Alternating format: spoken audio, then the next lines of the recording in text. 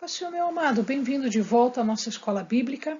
Hoje nós vamos falar sobre mais um dos reis de Judá. Pega a sua Bíblia, pega seu caderno de estudos, pega o seu lápis, sua caneta, vem conosco. Ora ao Senhor, vamos tratar de mais um personagem da Bíblia.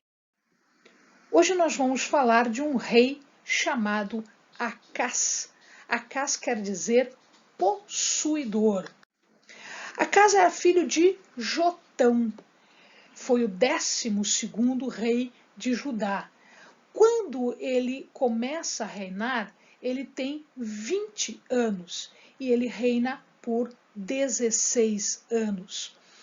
As passagens que tratam de Acás são 2 Reis 16 e 2 Crônicas 28.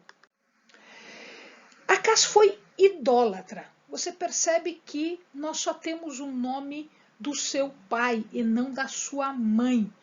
Provavelmente a sua mãe não era do reino, porque normalmente quando nós temos a mãe, que é hebreia, que é do reino, eles citam o nome e às vezes inclusive até o pai ou a tribo desta mulher. Como aqui não é citado, provavelmente ele é filho de alguém que não era do reino.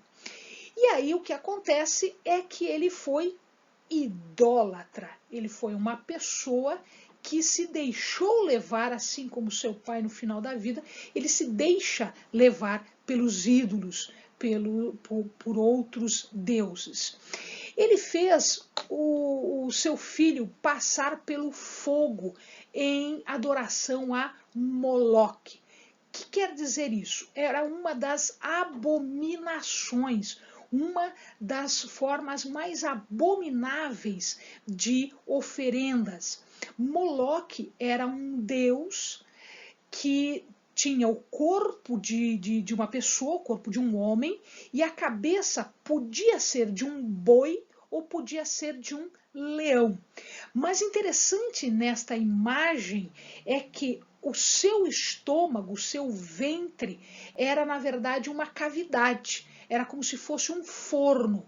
E ali eles colocavam fogo, eles deixavam como se fosse uma fornalha mesmo, e para adorar esse Deus, eles pegavam as crianças vivas e colocavam para queimar vivas dentro deste forno, dentro desta fornalha.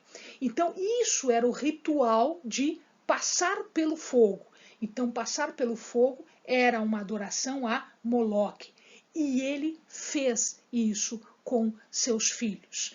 Ele sacrificava, queimava incenso, inclusive ele fazia imagens de Baalins. O que são imagens de Baalins? Na verdade, Baal era o principal deus dos povos em redor dos hebreus.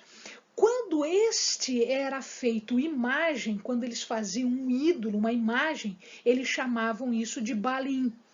Então, Acás fez isso também, ou seja, ele não só sacrificava como queimava incenso, mas ele também construiu altares altos e imagens de Baalins.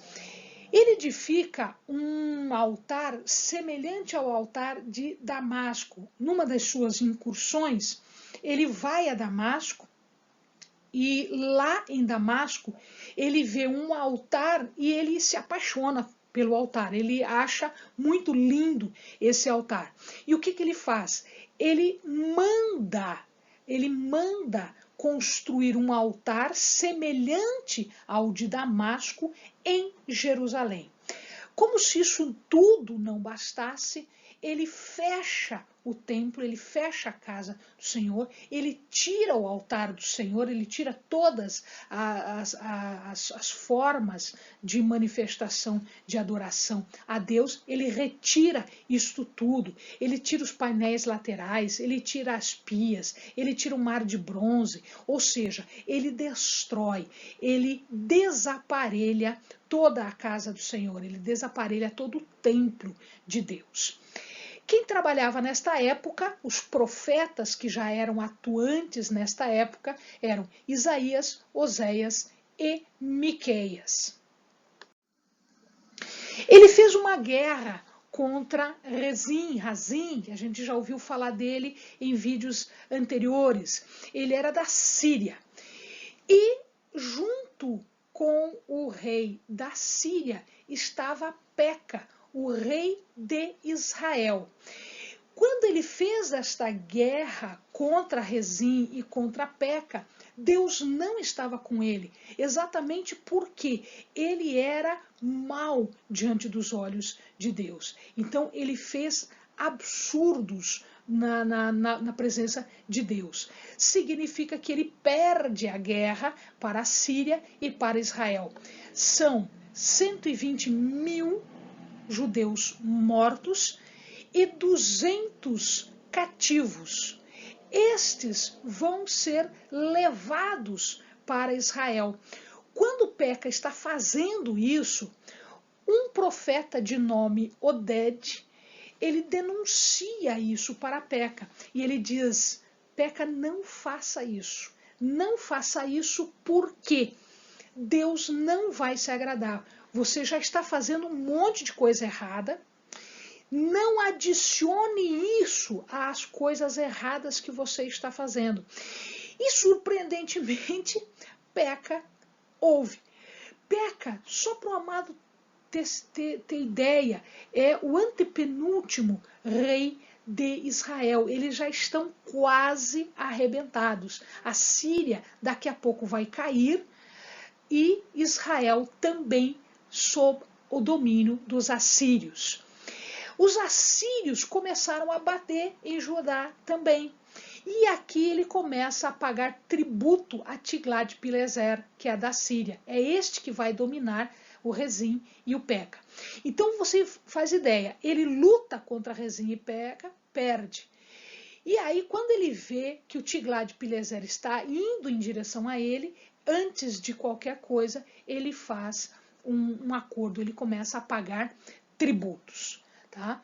E os edomitas agora se levantam, os filisteus se levantam, isso já estava dominado, eles se levantam novamente e eles levam cativos, despojo e pessoas cativas.